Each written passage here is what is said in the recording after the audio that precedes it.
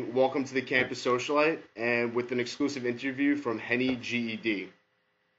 Thanks, man. What's up? What's up, man? Good, good. So, let's get started by going. How'd you get started in music? Of course, I've always been a big music fan.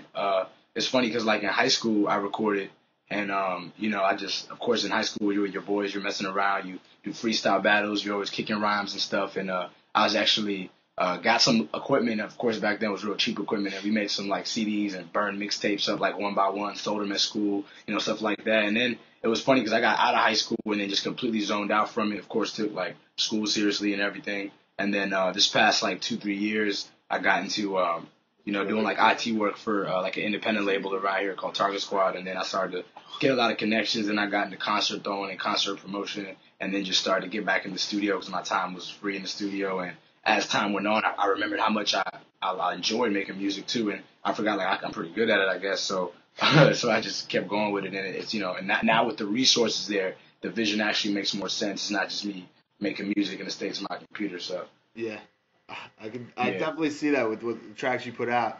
How would you define your music to people who don't know you? It's definitely fun music. You know what I mean? Time to time, I can get a bit serious, but for the most part, it's fun. I think people take a lot of things in life too seriously. So to me, I just like making music that's fun.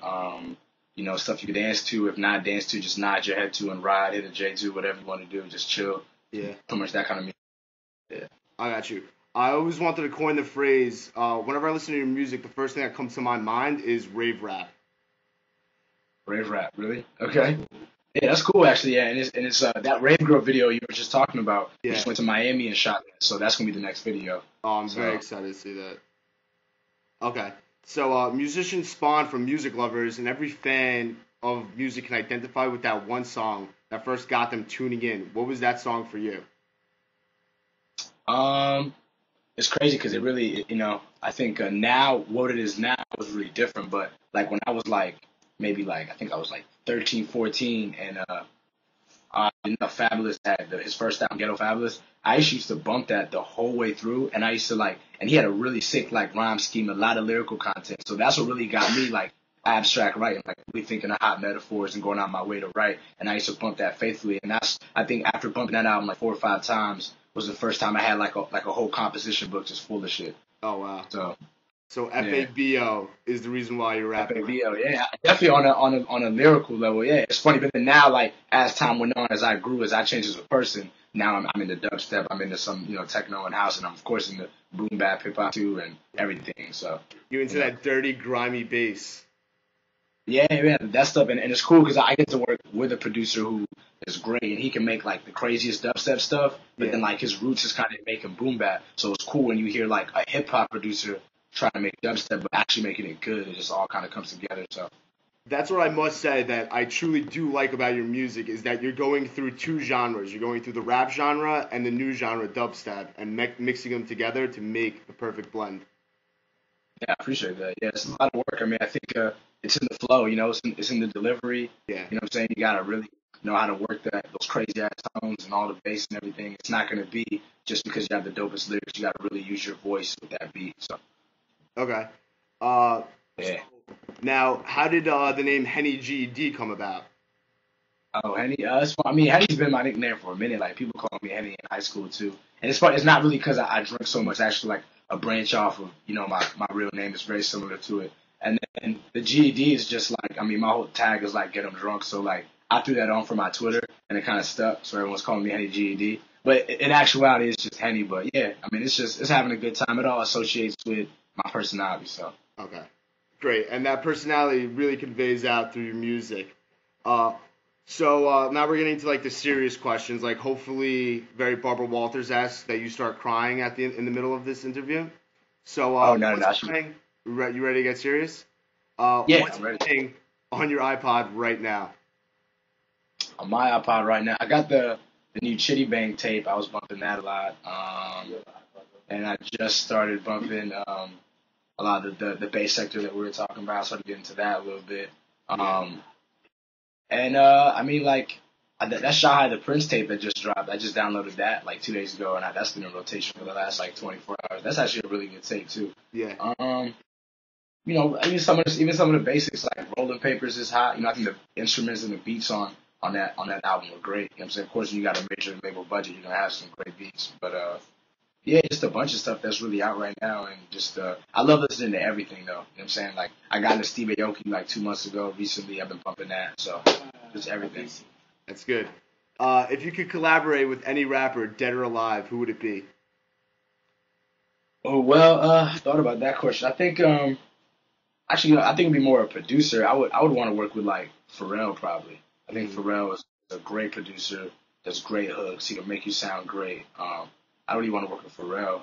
If I could add a number two on there, on a more like hip hop level, I think I would. Of course, Biggie is just one of the greatest too, and I think just to do something with him would be great. So, Mhm. How would you define your flow?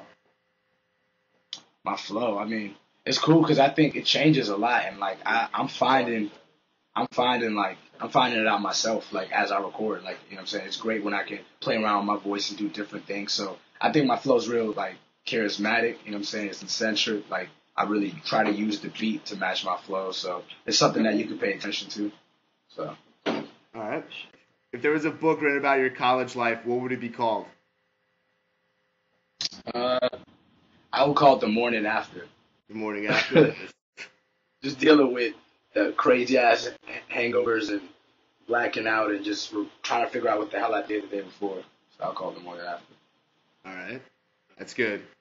A lot of people don't know that you are still in George Mason University, right? Still a student? Yeah. I'm going part time now, so like just doing like 6 to 9 credits, and doing the music thing pretty full time, and a bunch of other stuff that we got going on as well too. So yeah, So what are you majoring in? it's actually IT is my major. Oh, wow. Yeah, so it's pretty tough, but I only got like a year or so left. Yeah, so I mean, we'll see. I mean, now with everything going on, I kind of want to minor in like music business or something, but I'm almost done anyway. So So you're ill with the beats, ill with the rhymes, and ill with the computer. yeah, man, I set up this whole studio myself for me and my producer. Yeah. Show us. Oh, So wow. yeah, so I got my mic over there and monitors and Logic Pro and all that shit. So yeah. Yeah. If groupies were looking for you, where would they find you on on a college campus? Uh, Probably at the bar for real.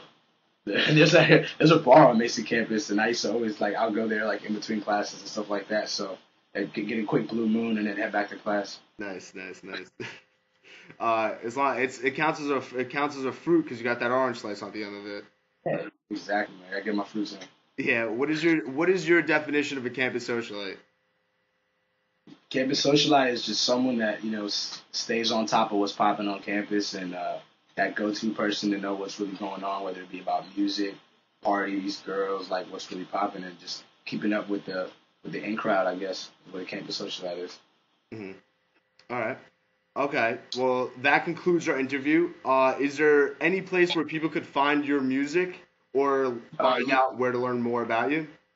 Yeah, definitely. GetEmDrunk.com. GETEM drunk. GetEmDrunk.com, and then that's it. From there, you go to my Facebook, my Twitter, download the mixtape. Hosted by Ill Will and Rob, and just jam out to it. 12 tracks. You should be able to listen to the whole way through. And real quick, dog wanted to say what's up. It's Kim. Hi, Kim. She kept running around my feet, so she wanted to say hi. All right. It was a pleasure interviewing you, Henny, and we'll be seeing more of you in the future. Yeah, sure, man. Appreciate it, and definitely telling all my people to check out Campus Socialite. Great website, and definitely stay tuned to it. Yep. Thank you.